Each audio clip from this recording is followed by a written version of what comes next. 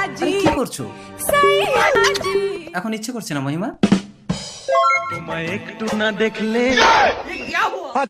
কি হলো? আমার স্বামী কি তাহলে অন্য কারোর কথা মনে করে আমাকে আদর করতে এসেছিল? আমাকে জানতেই হবে ওর মনের কথা। মন ফোন? হ্যাঁ, এই হেডফোনটা আপনি কানে দিয়ে এই ক্লিপটা যার গায়ে লাগিয়ে দেবেন, আপনি তার মনের কথা শুনতে পাবেন। তাই? ট্রাই করে দেখুন। ঠিক আছে, ক্লিপটা আমি লাগাচ্ছি। কই আপনি আমার মনের কথা বলুন তো। ঠিক আছে দিন। হ্যাঁ, আপনি মনে মনে কিছু বলুন। আপনি বিয়ে করেছেন? আপনার বোন নাম কি? হ্যাঁ, আমি বিয়ে করেছি। আমার বউয়ের নাম চৈতালি। বাহ, দারুণ তো। কত দাম এটা? কি ব্যাপার মহিমা, আমাকে এখানে দাঁড় করিয়ে দিয়ে এতক্ষণ কোথায় গেছিলি? আইসক্রিম আনতে। এই নাও, খাও। এবার কি? ঘাড় ধাক্কা দিয়ে বের করে দিতে হবে না উল্কা, আমরা চলে যাচ্ছি। চলো বাবা, আমি তোমাকে ভিক্ষা করে খাওয়াবো। আমার খুব খিদে পেয়েছিল রে মইনা। দে তো এবার মাংসটা দে তো, পেট ভরে দুটো ভাত খাই। খেতে বসো। আমার খিदे नहीं। দাদা 10টা টাকা দিন ना। 10 रुपया क्यों? ये पूरा पैसा आप रख लीजिए।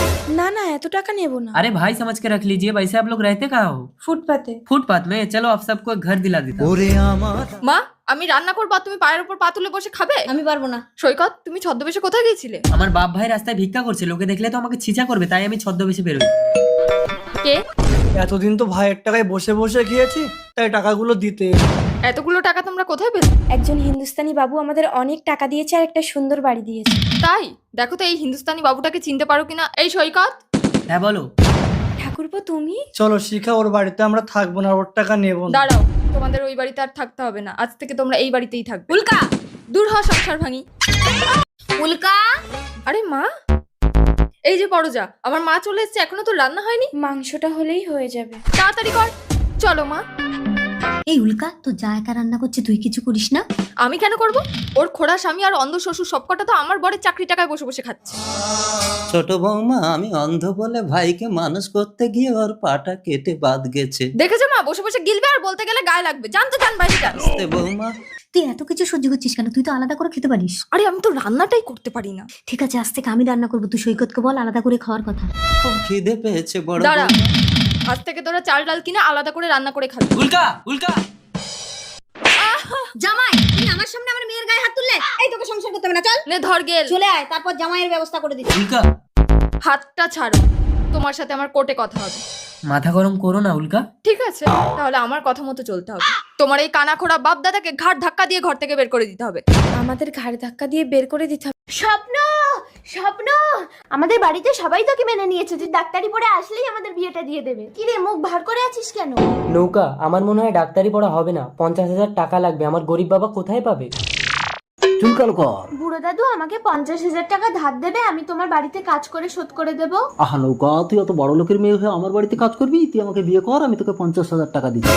বুড়ো দাদু, একবার ভেবে দেখ নৌকা, 50,000 টাকা। বুড়োদা, আমার জমিটা রেখে আমাকে 50,000 টাকা দেবে। আমার ছেলেটা বিদেশে ডাক্তারি পড়তে যাবে। আহা, এই বাসা জমিতে আমি 10,000-এর বেশি দিতে পারবো না কানাই। না, তাহলে তো আমার স্বপ্ন ডাক্তার হতে পারবে না। কি আনন্দ, আমি নৌকায় চাপবো? কানাই, তোর একটা মাত্র জমি, আমি নেবো না। আমি তোকে একেবারে 50,000 টাকা দিয়ে দিচ্ছি, তুই ছেলেকে বিদেশে পাঠিয়ে দে। এই দুর্গা। বুড়োদা, তুমি ভগবান। আহা, ঠিক আছে ঠিক আছে। নৌকা, তোর ভালোবাসা বিক্রি হয়ে গেছে। দুর্গা, মালা দুটো আনো।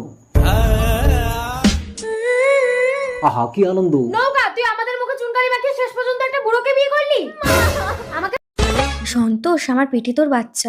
মালিক জানলে তো আমাকে মেরেই ফেলবে। মালকিন, আজ রাতে আমরা দুজন মিলে আমার স্বামীকে মেরে দেবো। হ্যাঁ, চাকরের সাথে সম্পর্ক করেছে মানে আমার প্রতি কোনো মায়া নেই। এরা আমাকে সত্যিই মেরে ফেলবে, আমি পালাই। তারপর আমার স্বামীর গাড়ি বাড়ি বউ সব তোর হয়ে যাবে। জবা, মালিক আসছেন।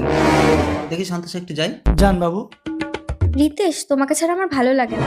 আজ আমাদের বিবাহ বার্ষিকী, তুমি কিন্তু রাতে ঘরে থাকবে। না গো, আমাকে কোম্পানির প্রমোশন করাতে ক বছরের জন্য একটু বিদেশ যেতে হবে। তুমি মেয়েটাকে একটু দেখো। আমি আসলাম জবা।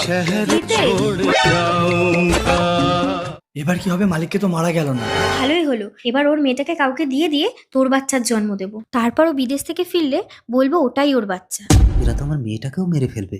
কি করা যায়? আইডিয়া।